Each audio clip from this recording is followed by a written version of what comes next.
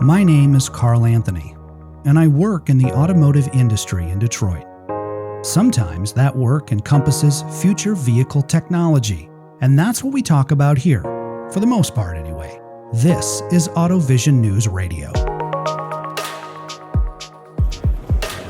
Greetings from the Autoworld Museum in Brussels, Belgium, where we are broadcasting live from the AutoSens and InCabin conferences. This was the inaugural InCabin conference from Sense Media, and it has been a smashing success. Today is Thursday, September 15th, 2022. We are doing InCabin now, in the middle of the InCabin conference as we speak, coming off an already exciting 2 days on Tuesday and Wednesday of the AutoSens conference. With the advent now of InCabin, AutoSens moves to focus on the exterior of the car and the sensors outside the vehicle that enable ADAS and automated driving functions. InCabin, by contrast, will focus on interior sensing, including things like driver and occupant monitoring, and all of the challenges, opportunities, and discussions that encompass all of those technologies. Both events, AutoSens and InCabin, are built on the vision of senior technical experts from all across the automotive ecosystem, and all of the content is delivered by those with a passion for science, innovation, and engineering. AutoSens and now InCabin are the world's leading technical communities for ADAS and autonomous vehicle perception technology. We conducted a series of interviews at AutoSens and InCabin with some of the leading minds in the industry. On this episode of AutoVision News Radio, we will recap these interviews. And if you're interested in hearing the full interview, visit our AutoVision News LinkedIn page, as everything is archived there.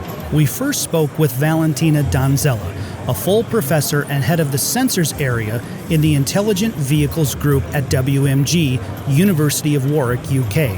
She has been awarded a Royal Academy of Engineering Industrial Fellowship on camera sensors and is currently leading the work package on perception sensor noise models as part of the 4-year EU RoadView project. Here is what Valentina shared with us at AutoSens. I think it's a quite ambitious project because we will look into sensor degradation and how this affects the pipeline from sensing to perception to control in harsh weather conditions. In fact, a lot of our partners are situated in Northern Europe. We want to understand the situation where we have snow, icy conditions, and so on.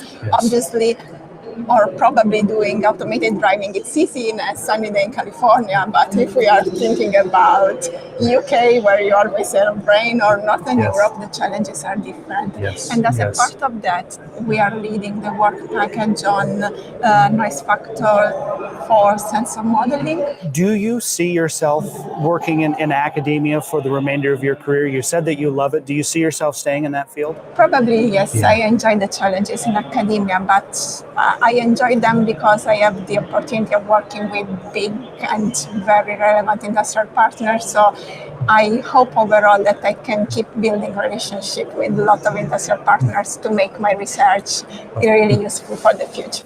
Also joining us for AutoSens was Cristina Galassi, a scientific project officer of the Sustainable Transport Unit at the European Commission Joint Research Center, or JRC. She's leading JRC activities on the development of the new EU type approval framework for automated vehicles with a focus on safety requirements and validation. Cristina shared more with us on site at AutoSens. We are the Science and Knowledge Service of the Commission. What does it mean? It means that we do not have a legislative mandate, we are scientists. Yes. Okay. So we provide scientific and technical support to the policy-making process. The European Commission just published a new regulation on the type approval of motor vehicles equipped with automated driving systems. Yes, you are right. Indeed, this regulation is a very important milestone for us and for the automotive sector as well. And it's the first of its kind in the sense that it incorporates a new approach for the homologation of vehicles. So this approach has been discussed also at global level within United Nations working groups. And we implemented this general approach for the first time in this regulation. So this new approach encompasses new methods for defining safety requirements and also for validating these safety requirements are correctly implemented. We then heard from Matthias Schulze, a member of the executive team at Algolux, responsible primarily for business development in Europe and Asia. Now, Algolux is a globally recognized computer vision company addressing the critical issue of safety for ADAS and autonomous vehicles. Here's what Matthias had to say. How can camera-based depth perception provide robust information even at night and under bad visibility conditions? So the key to that is our software ISP. Our software provides information when also at night, at rain, and in snow or in adverse weather conditions in general, because we work with raw data and have a software ISP which makes sure that each frame is processed in the best possible way. Yes. And that is a key to our performance. On Wednesday, September 14th, 2022, we began our AutoSens broadcast with Dr. Kirsten Matheus, an engineer and an economist. She's worked in the automotive industry since 2003, but has been with BMW since 2009, where she is responsible for the strategy behind in-vehicle networking technologies. She's the author of 2 books, Automotive Ethernet and Automotive High-Speed Communication. Here's what we heard from Dr. Kirsten Matheus. When I write the book, I also need to have it 100% precise. Yes. So I really need to go back and check, is what I have in mind, how it is that really, can I prove it? Is it true? Yeah. Was it really like that? So I sort of like to be precise in this, but I also like to understand the whole system, the whole environment, what are the players, how does it work together? So for me, it's really, to have this context. I miss that when I read technical books so often. I sort of read the technical books and it sort of describes to me as very specific technical problems. Often it's sort of a repetition of a specification, more or less, and a few more words, but I sort of, I really enjoyed looking at all this history. To recap everything. Right. And to look at all those details that I don't have time to in my everyday work. That I would sort of maybe lose out on. And then I make sure they're there and they're written down. So it's a real, that's an inner drive to sort of I love be precise and get it right and understand everything. Later in the day on Wednesday, we spoke to Dr. Letizia Mariotti, a senior computer vision engineer at Provizio. She's been working there since 2017, which is the same year she earned her PhD in physics from the National University of Ireland, Galway. Here's what Letizia shared with us at AutoSens. With all of the trends, Letizia, that you see, what are your thoughts on them, and what are some of the trends that are the most important? Where do you see everything heading? I'd say 3 main things. So one is the assisted driving. The focus is shifting from simple assisted driving to fully autonomous. Also, another thing is the shift from the hardware to software-defined capabilities. Like in our case, our radar is software-defined. And the third thing is the attention to mixed mobility with infrastructure. So I think these are 3 main points, and in the future, we're going to see a big shift into all of this being integrated together for a new kind of sustainable mobility future. After hearing from Letizia, we spoke with Marius Dupuis. He holds a diploma in aerospace engineering, and after an initial engagement in engineering flight simulation, he became co-founder and general manager of Eyeris Technology, and he grew the company to be a leading provider of environment simulation solutions for ADAS and autonomous driving systems. Today, Marius is the Chief Executive Officer of ASAM. What is ASAM? Marius shared more with us during AutoSens. Well, ASAM is, formally speaking, the Association for the Standardization of Automation in Measuring Systems, which is such a long title for a lot of work that we do. Yes. Basically, we are an association of the automotive industry. Yes. So we were founded in the late 90s, last century. Okay. And we provide a pre-competitive platform where people can basically convene and talk about things they want to standardize, like communication protocols, Yes. data formats, and so on. My role there is I'm now the CEO of ASAM, so I have to run the organization somewhat. It's a global organization. We have meanwhile more than 400 members, and a member for ASAM is always an institutional member. So no personal membership. There's always OEMs, tier ones, suppliers, academics or academic institutions. We have 400 of them all over the globe. We have a strong base in China and in Japan. Excellent. We are in North America, and the biggest part of the membership is still in the European region.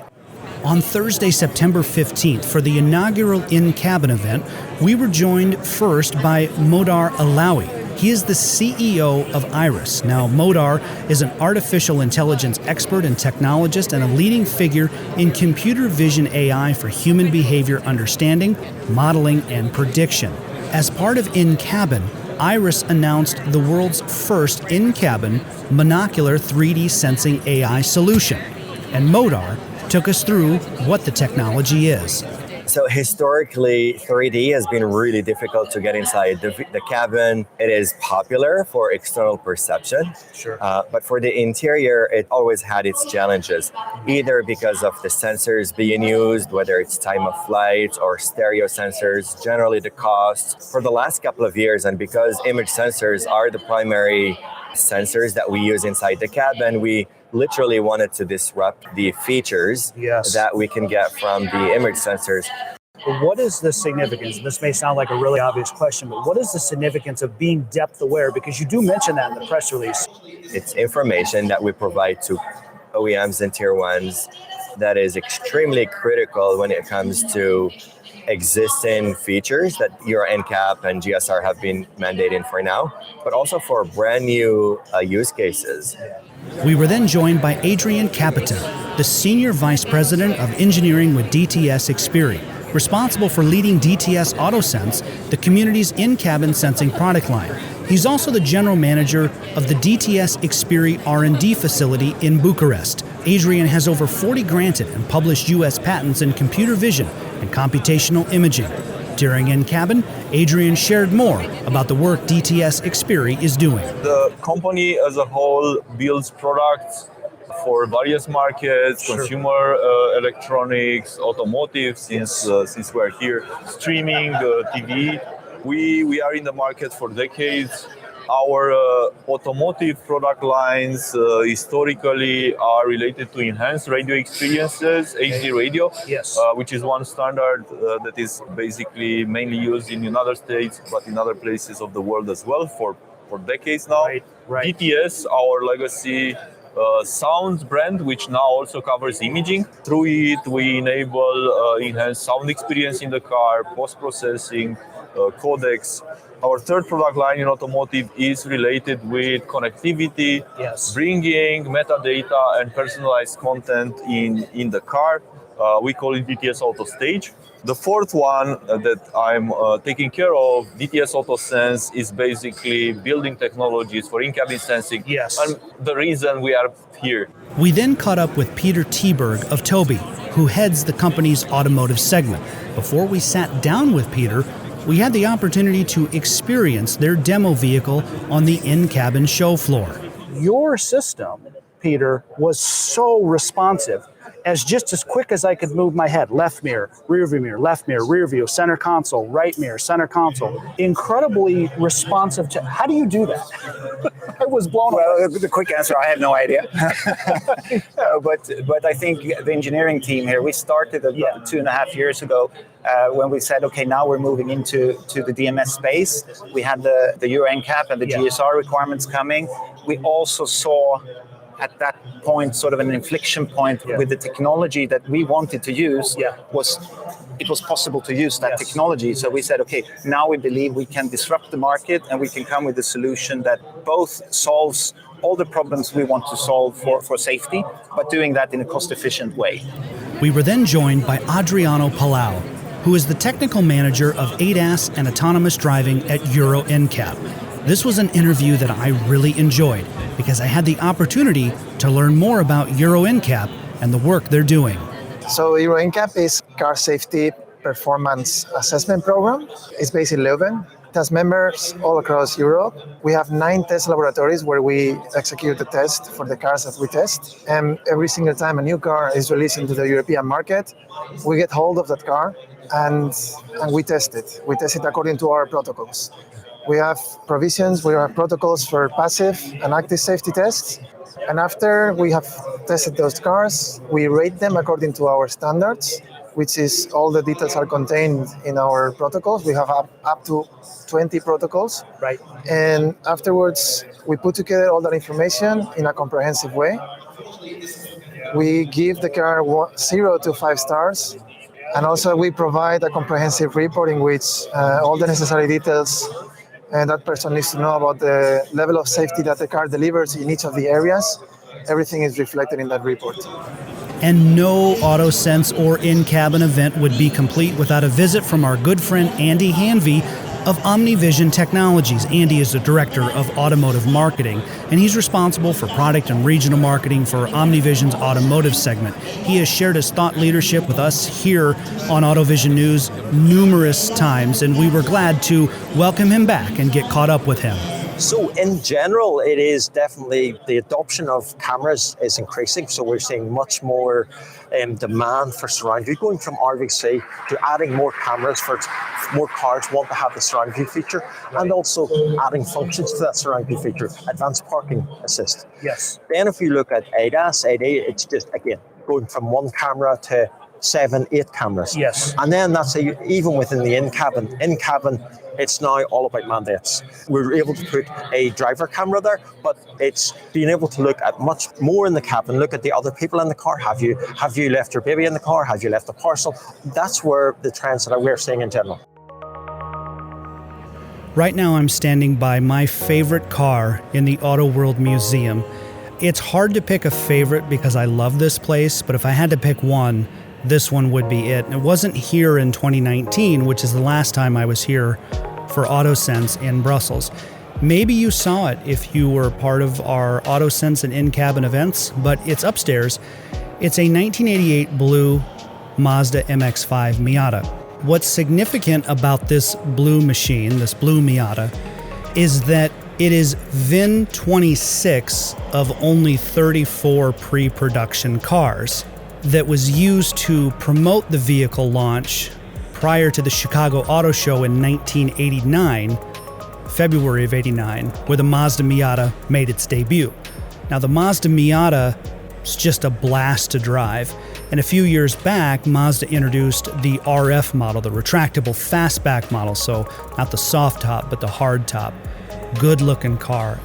Well, a lot of Miata enthusiasts love the Gen 1 Miata, the first generation Miata from 1989. But when I was walking by and I saw this blue Miata, I thought, 1988, wait a second, that seems strange. And then I read the description, and yeah, one of 34 that was used prior to the car's launch in 1989 at the Chicago Auto Show. It's believed that only 5 survived. That initial crop of 34 pre-production vehicles, that only 5 survived. This is VIN number 26. The rest would have been crushed and disassembled. And this is the contrast that I love between the Autoworld Museum and the AutoSens and InCabin conferences.